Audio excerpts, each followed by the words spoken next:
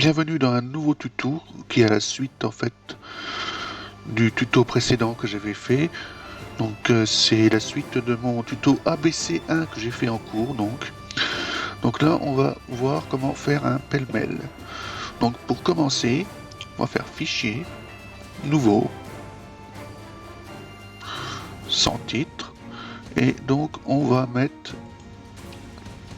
format international A4 210 par 297 300 pixels pouces, la résolution, contenu d'arrière-plan blanc. On fait OK. Donc voilà, on a un bel format d'image en format A4.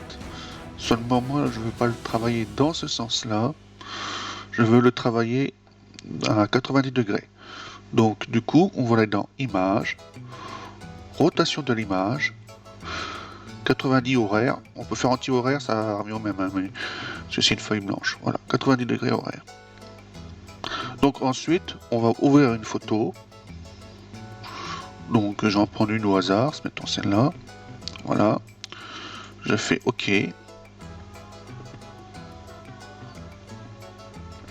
Et on va recadrer. Donc pour ça, on va utiliser l'outil sélection, le rectangle de sélection. C'est l'outil qui est en haut là, donc c'est celui-là. Donc voilà, je le sélectionne. Et quand je le sélectionne, j'obtiens la barre d'options qui est ici. Alors, on va commencer par ces petits trucs ici là. Ici, en fait, ça permet de choisir le mode de sélection. Donc là, si je fais une sélection, que j'en refais une autre, je ne conserve pas ma sélection, je refais une nouvelle sélection. Ici, à côté, j'additionne les sélections, c'est-à-dire si je vais dessus, là, que je refais une sélection, il va garder mon ancienne sélection, voyez, il garde mon ancienne sélection et j'ai mon... et il fait une addition de toutes les sélections. Là, on a l'inverse, on va soustraire nos sélections, c'est-à-dire que si je fais ça, voilà, j'ai un trou dans ma sélection. Et le dernier point, c'est un genre d'opérateur booléen, c'est-à-dire que là, si je fais ça, il va garder uniquement l'intersection entre ma nouvelle sélection et les anciennes sélections, vous voyez. Contour progressif permet d'adoucir le contour de sélection, donc c'est-à-dire que là, j'ai une sélection avec un bordure, donc si je copie ma sélection, je mets sur mon nouveau calque, je désélectionne tout et que je colle, vous voyez, les bords sont nets. Si je retourne ici, je dis je veux un contour progressif, mettons de 150 pixels, que je fais une sélection. Alors déjà vous voyez, j'ai plus les bords sont devenus ronds, et en plus si je fais copier, que je colle sur un nouveau calque, j'ai tout désélectionné, sélection coller, et les bords sont plus... Voilà, vous voyez la différence. Ça c'est avec contour progressif, sans contour progressif. Donc sans contour progressif, les bords sont plus durs, tandis qu'autrement là les bords sont un peu plus doux. Là je fais une sélection libre. Comme vous pouvez voir, je ne suis pas du tout... voilà, je fais une sélection libre. Je vais remettre à 0. Donc je fais une sélection totalement libre. Et par contre, il faut savoir que je peux choisir mes proportions de sélection. C'est-à-dire si je fais un 15-10, voilà, je mets les proportions fixes, je mets 15-10, hop, et là, à partir de ce moment-là, j'aurai forcément une sélection qui fera 15-10. Si au lieu de 15-10, je veux un 10-15, c'est pas compliqué, je vais là, et à ce moment-là, ma sélection, voilà, ça sera un 10-15. Je peux faire aussi 4 tiers, voilà, donc là, je fais un format 4 tiers. Si je veux faire un format carré, 1 sur 1. Voilà, j'ai mon format carré.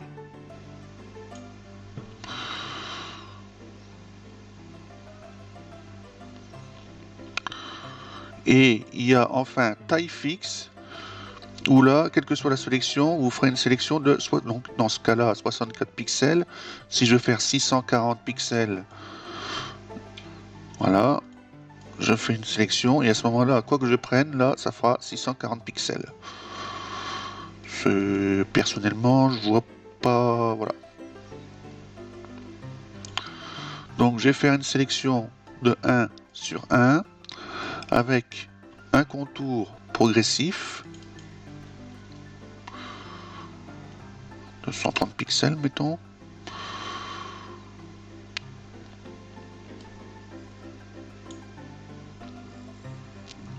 Je vais glisser, je clique sur mon arrière, sur la photo là, je la glisse de l'autre côté.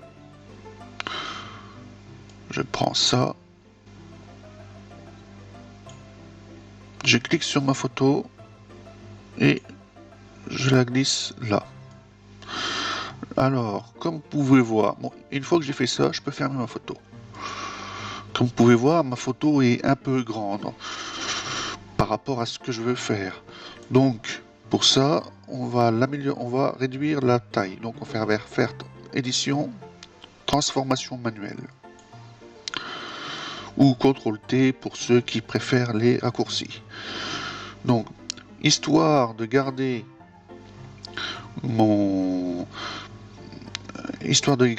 la proportionnalité, je clique donc sur le ici là, sur le petit carré, et j'appuie sur majuscule en même temps.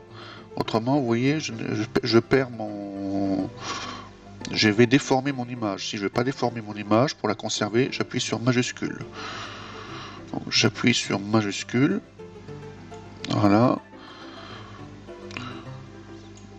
Je continue à la diminuer. Donc, je peux prendre sur n'importe quel côté, vous voyez. Donc, à partir du moment que j'ai ça, je peux faire une transformation. Je peux faire aussi une transformation ici. Sauf que là, vous voyez, si je fais ici, je fais je ne garde pas la proportion, bien que j'appuie sur majuscule. Si on veut garder les proportions, il faut tout le temps appuyer sur majuscule. Vous voyez, là j'ai déformé.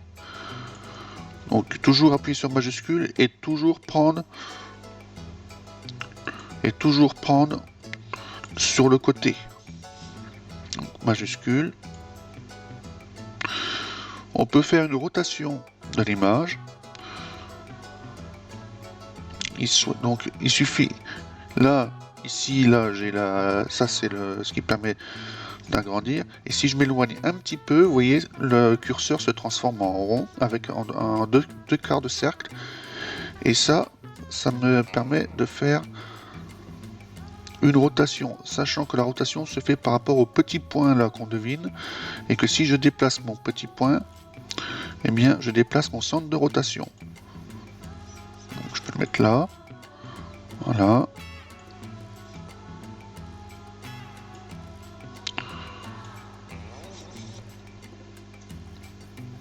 Et une fois que c'est fait, j'appuie sur entrée, une fois que je suis content de ma taille, etc.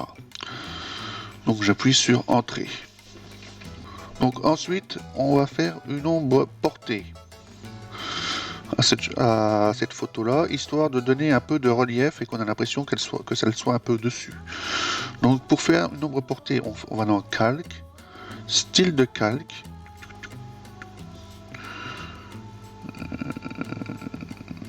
Signe de calque, c'est où? Voilà, c'est là.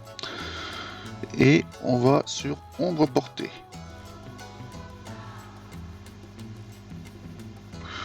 Donc là, j'ai créé une ombre. Mon ombre, je peux la déplacer en cliquant dessus. Je clique dessus, je déplace à la souris. Vous voyez, je déplace mon ombre. Je peux lui définir une opacité, donc la mettre plus ou moins forte. Je peux même éventuellement, si je veux, faire une ombre portée bleue. J'ai dit bleu. Voilà, donc du coup mon ombre est portée un peu est bleue. Ça fait un peu bizarre pour une ombre, mais bon, à la limite pourquoi pas. Donc voilà, donc du coup j'ai ma première photo. Je fais OK. Ensuite, je vais rouvrir une autre photo. Mettons... je vais rouvrir une autre photo. Mettons celle-là, par exemple. Ou celle-là, tiens. Là, j'ouvre une autre photo. Je vais faire pareil. Je vais la recadrer. Je vais peut-être prendre plutôt normal, c'est-à-dire proportion comme je veux. Par contre, toujours avec un contour progressif. Et peut-être qu'au lieu d'utiliser, comme ici, l'outil de rectangle de sélection, je vais voir, je vais utiliser l'ellipse de sélection. L'ellipse de sélection, voilà, permet donc de sélectionner une ellipse. Donc il faut savoir que si je veux faire un rond, pareil que pour la transformation manuelle, j'appuie sur majuscule en même temps et je garde mon rond. On retrouve exactement les mêmes barres d'outils que pour la transformation, que pour l'outil rectangle. Et mettons que là, donc je veux 135 pixels et je vais faire une sélection. Oh, me plaît pas. Voilà. Je vais faire une sélection comme ceci. Je vais là.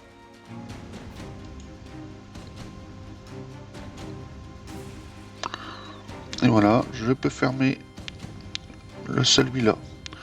Ensuite, pareil, édition, transformation manuelle. Hop.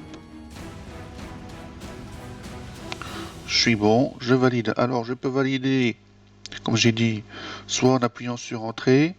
Je peux aussi, au lieu, si je ne suis pas content de ce que j'ai fait, annuler la transformation en appuyant là ou sur Échappe. J'ai oublié de le dire tout à l'heure. Donc, je valide.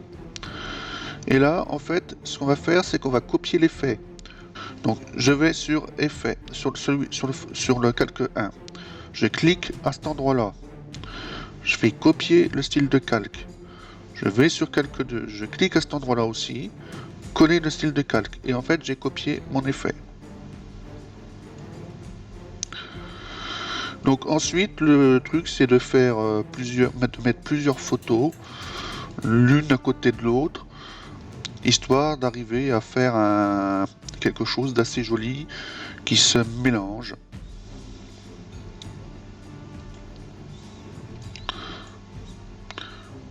Voilà, mes photos sont peut-être pas ce qu'il y a de mieux pour le faire. Donc, mais bon, c'est des photos qui ont été faites au sein du club.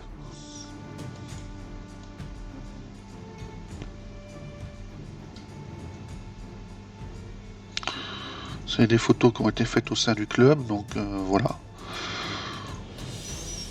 Après, il faut voir qu'effectivement, on peut avoir plus ou moins, pas forcément facile de trouver comment.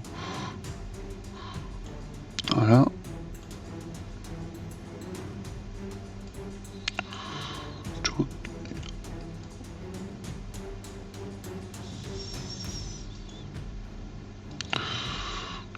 Donc en gros, l'idée, c'est de mettre plusieurs photos l'une sur l'autre, de manière quand même que ça reste visible. Mais également remplir un peu remplir l'espace, quoi.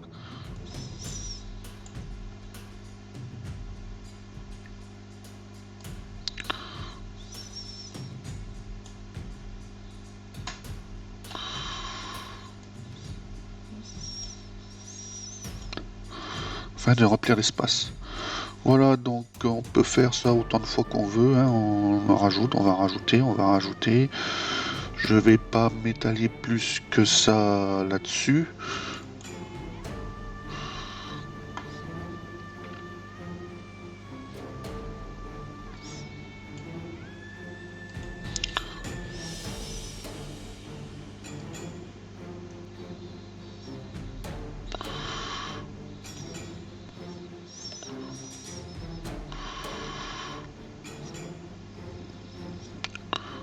édition, transformation manuelle.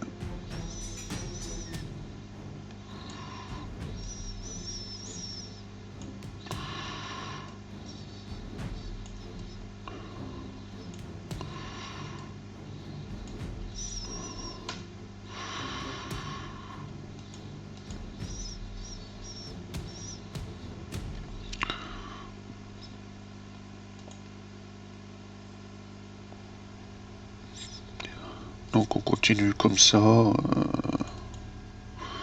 autant de fois qu'on veut. Donc on peut faire soit des sélections rectangles, soit des sélections en forme d'ellipse. Donc je fais ma sélection en forme d'ellipse. Je peux la bouger un peu comme je veux. Je bouge ma sélection. Voilà, je la mets là. Je la mets dans mon nouveau calque. Édition. Transformation manuelle. Tac.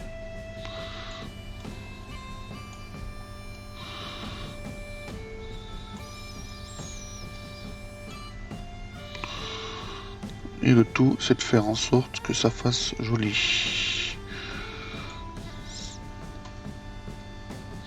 Et donc si, comme dans mon cas ici, vous voyez, on voit pas le calque, il suffit de prendre le calque, donc là c'est le calque 5, et je le remonte au-dessus. Et à partir de ce moment-là, il devient visible. Je peux lui dire aussi de le mettre peut-être un peu plus bas. Voilà. Donc le tout, c'est de faire tout ça de manière d'harmoniser. Alors ça fait peut-être pas très beau là, mais ça peut faire très très beau. Il y a quelques personnes au club qui ont fait ce genre de choses et c'était très bien, c'était très joli. Donc ça peut faire très beau. Moi c'est juste que les photos que j'ai faites sont peut-être pas forcément adaptées pour ce genre de choses. Voilà, je vous remercie d'avoir suivi ce tuto. Au revoir.